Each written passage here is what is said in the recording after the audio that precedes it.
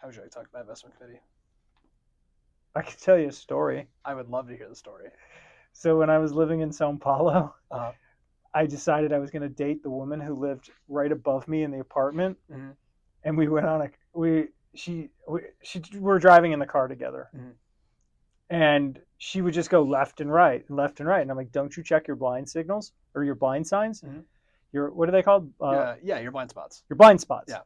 Yeah, that was the same thing. I couldn't say it in Portuguese, so it took me like 10 minutes to explain to her what a blind spot was. And what I realized was it wasn't my Portuguese was wrong. Mhm. She didn't know that blind spots existed. Oh, like she wasn't aware that like if she looked in a mirror, she couldn't see part of her car. Red flag. Yeah, that's not good. That's red flag. That's So not good. I explained to her that you had to like kind of just look over, and she's Yeah. like, I never knew that, and she's like, you're totally right. Mhm. And somehow she'd never gotten into an accident. That's lucky, I think, more than anything.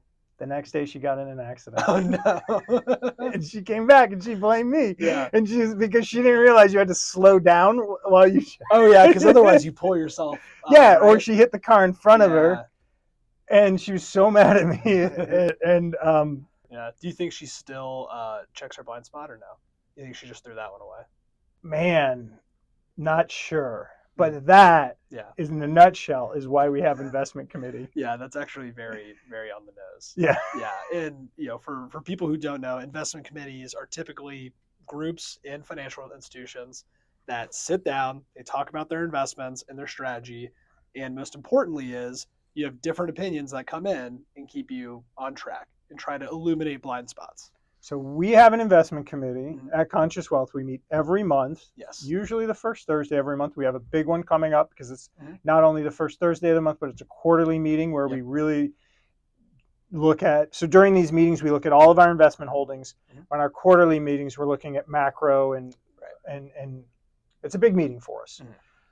Here's what I'm going to say. Why is that important? Mhm. Most financial advisors, if they're just on their own, they don't have an investment committee.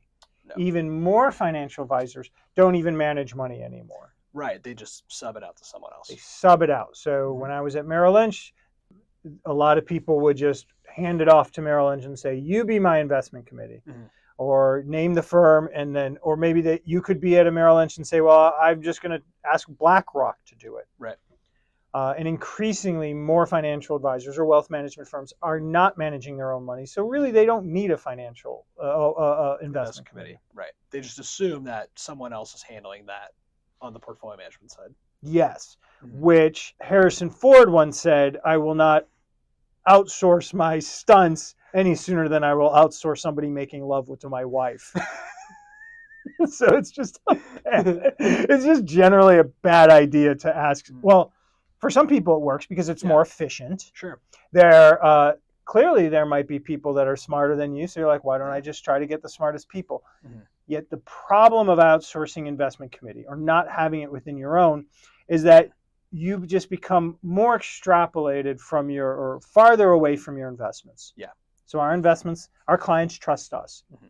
Then we say, well, I trust this person. Who trusts this person? Mhm. And then before you know it, maybe 8 people in a room Mhm. in Manhattan know zero about your clients and are Right. making decisions with no idea of who they are and what they need. Case in point, 2008. Yeah. Yeah. No, it makes sense. The other thing too is you can have other outside managers, but you should still have an investment committee, Absolutely. right? So even if, say, you were an advisor and you did say, well, I want, like you mentioned earlier, BlackRock or a Vanguard or a JP Morgan group to manage my investments, it's still incumbent on you, I think, to have one of those managers come to you and talk to you about what's going on. And you should be able to know enough to ask pointed questions. Yeah, Right? but that's not the trend. And It's and not. I'm referring to when we'll put it in the show notes, a Wall Street Journal article that's showing that increasingly more financial advisors are outsourcing it and just set it and forget it. You handle it. And as I said before, the problem with 2008 or 2009 crisis was that the people in the room knew the problems in the economy. Mhm. So the investment committee, the 8 people as an example in Manhattan, knew the ship was sinking, but they weren't allowed to tell their clients, or they weren't allowed to say anything because there would have been a run on banks. Sure. So the very people you're entrusting to make decisions with you can't, because they have other competing interests. Right. Shareholders, which we don't have, Right. and then two, the whole financial system. Yeah. Which certainly financial system does not weigh upon conscious wealth. Yeah, no, we don't have that much sway. We don't have that Not much yet. So the importance is having a structure, a process. And another thing is, like, sometimes we run into clients who say, well, I do my own investing. And I'm not against that if there's structure. Yeah. Do you meet monthly? And that was a lot of what my book said. How do you make decisions? Like, we have a very structured way of how we get into an investment and how we get out. And one of the things you could tell people, which I think is really important, is we never just hold. We don't believe in just holding. What do you mean by just hold? Sorry, I want to make sure I understand. So when we sit in an investment committee, we really think of things as a buy or a sell. We don't really think of hold, and it's a bit of a nuanced point of view, but I'd love for you to explain that. Yeah, I mean, a hold, meaning you want it in your portfolio, is the same thing as you would just buy it again at the current price. Yeah.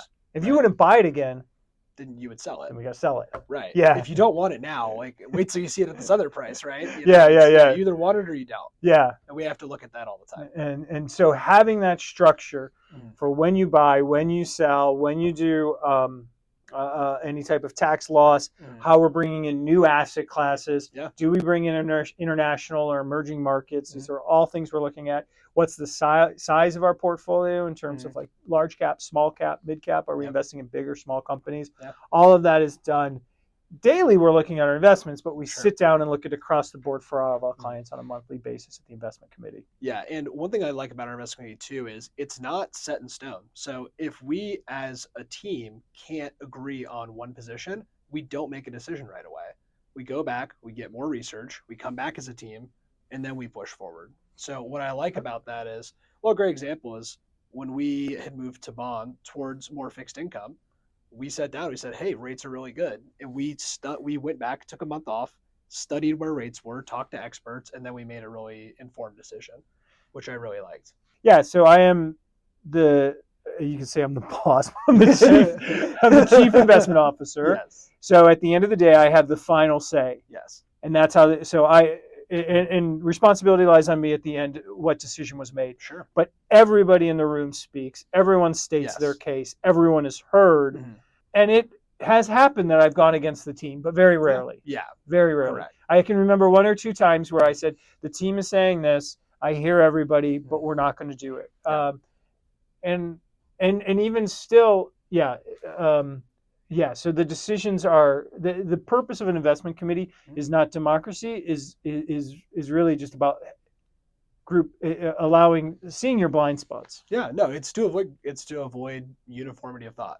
Yeah. Right. It's to bring a lot of people with different perspectives, different exposure to different resources together. They all collaborate, and then you make good decisions. Yeah. And we even have somebody from outside our investment committee or outside of our company that's part of our investment committee. Right. That we pay to bring in and to bring in new thoughts. And then we have a guest coming in this week, which is somebody we haven't had before, bringing in a new idea. That'll be fun. One of the things I think is really interesting also in our investment committee, which our clients don't really know much about because we don't always talk about how the sausage is made, but we have a cooling off period for new ideas. Yes. So we don't bring a new idea and say, wow, that's so great, let's do it. We usually present it, kind of lay out our case for it, and then we let it marinate for a month before we talk about it again. Yeah, we cannot, so we don't break rules, but we can change rules, but we can only change rules with a minimum of a month cooling off period. And we have changed rules in our portfolio. Yeah, You've brought some really great ideas to the team, particularly around some types of allocations around our beta positioning, which is, we're not going to go into all that. Or even in our tax loss harvesting, you brought an idea there. Great idea, JP. Everyone's got to go back, study it, come back to it. And then we had a healthy debate. Sometimes even then we're not ready to make a decision, but that's the advantage of it. Yeah. Absolutely. This job, wealth management, has gotten so big.